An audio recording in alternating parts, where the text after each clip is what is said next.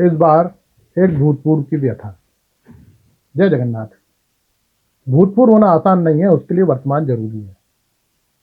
समय चक्र की बात करें तो वर्तमान निरंतर होता है और भूत गुजरा हुआ। जिंदगी भी ऐसी ही होती है। जिनका वर्तमान सार्थक होता है उसे ही भूतपूर्व होने का गौरव प्राप्त होता है। वरना इस देश में करोड़ों लोग ऐसे भी हैं जिनका ना वर्तमान है, ना भूत, ना भविष्य। ये लोग इत्यादि होते हैं।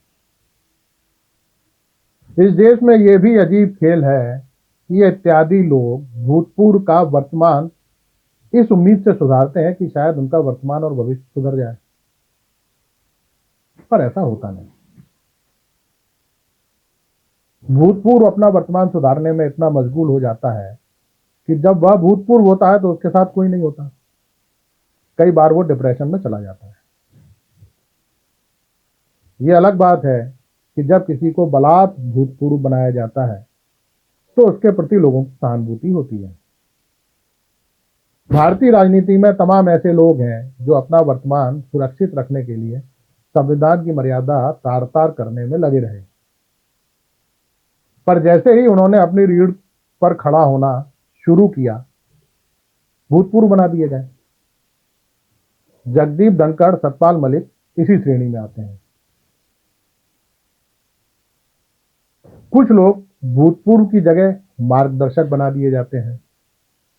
ये वो लोग होते हैं जो इस उम्मीद से लंबी जिंदगी जिए जाते हैं कि शायद कभी किसी को उनके मार्गदर्शन की जरूरत पड़े, पर ऐसा होता नहीं। राजनीति में वैसे भी बुलंद वर्तमान के पास तमाम सलाहकार होते हैं, रक्षा मामलों के, वित्त मामलों के, राजनीतिक मामलों के, मीडिया के लिए, विदेश मामलों के लिए, पर वो किसी से सलाह नहीं लेता। मार्गदर्शक मंडल में रहने का एक फायदा यह भी है कि इस बहाने व्यक्ति ताउम्र भूतपूर्व होने से बच जाता है। लालकृष्ण आडवाणी को कोई भूतपूर्व पीएम इन वेटिंग नहीं कहता, वे आज भी पीएम इन वेटिंग ही है। जरूरी नहीं नेता और अफसर ही भूतपूर्व हो, मतदाता भी हो सकता है और देश का नागरिक भी, जैसे बिहार में इस बार हो रहा है। अब इस प्रयोग को देश भर में लागू किया जाएगा। लोकतंत्र ने इतना विकास कर लिया है कि पहले मतदाता सरकार चुनते थे, अब सरकार मतदाता चुन रही है। गुरु गोलवलकर ने लिखा है कि इस देश में अल्पसंख्यकों को द्वितीय दर्जे का नागरिक बनकर रहना होगा। वे अल्पसंख्यकों के अलावा महिला और दलितों को भी समान अधिकार देने के खिलाफ थे। जब तक सामंतवाद रहा, जातिवादी व्यवस्था रही, दलितों और महिलाएं शिक्षा के अधिकार से वंचित रहे। अब इस व्यवस्था को न मुगलों ने बदला, न अंग्रेजों ने। आजादी के बाद बने संविधान ने सभी को समान अधिकार दिए। अब कई लोग इस संविधान को भी भूतपूर्व बनाने की तैयारी कर रहे हैं। कुछ तो इतने भोले हैं कि उन्हें हिंदू राष्ट्र तो चाहिए, पर बाबा साहब अम्बेडकर के संविधान के साथ। दुनिया में कई देशों में महिला और अश्वेतों को मतदान का अधिकार काफी बाद में दिया गया। हमारे यहां सभी वयस्कों को यह अधिकार पहले दिन ही मिल गया।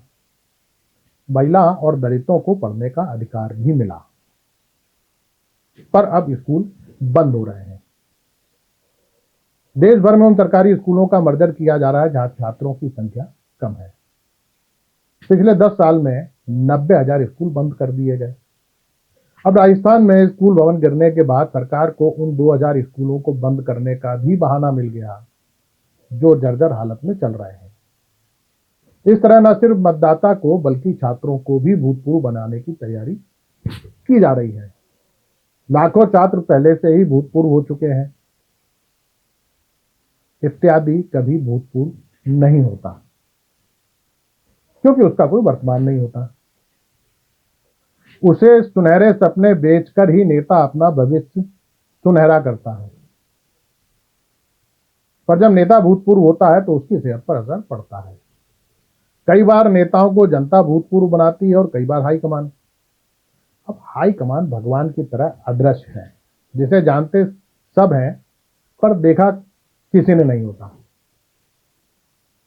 नेता भूतपूर्व से अभूतपूर्व होने का प्रयास लगातार करता है, कभी अपने दल में और कभी दल बदल करके, जबकि जनता अभूतपूर्व होने का सपना देखते देखते स्वर्गवासी हो जाती है। नेता को स्वर्गवासी होने पर उतना फर्क नहीं पड़ता जितना भूतपूर्व होने पर पड़ता है। भूतपूर्व होते ही उसके पास से भाई भतीजावाद, भ्रष्टाचार और मनमानी के अधिकार स्वतः समाप्त हो जाते हैं। फिर वह ईमानदारी और संस्कारों की बात करने लगता है। इतिहास गवाह है, भूतपूर्व होना कोई नहीं चाहता। एक बार भूतपूर्व होने के बाद फिर वर्तमान बनना हर किसी के लिए संभव नहीं है। नेता हो, अधिकारी हो या पत्रकार, सभी रेंगने में अपना भविष्य तलाश रहे हैं। ये अलग बात है कि इसमें देश का भविष्य भी दांव पर लग रहा है। फिलहाल समय चक्र में भूतपूर्व भी उतना ही महत्वपूर्ण है जितना भविष्य और वर्तमान। जो अपने भविष्य के लिए वर्तमान को दांव पर लगाते हैं, उनका भूत हमेशा उनका पीछा करता है। जो वर्तमान में जनहित के लिए भविष्य की परवाह नहीं करते, वे भूतपूर्व होकर भी अमर हो जाते हैं। उनका भूतकाल इतिहास में दर्ज होता है। भले ही उनकी हत्या गोली मारकर कर दी जाए, पर दुनिया भर में आपको उनकी ही मूर्ति के सामने झुकना पड़ता है। उनके विचार वर्तमान होते हैं और मानवता को भविष्य की राह दिखाते हैं। शेष कुशल आपका भक्त सेवक रहा। नमस्कार।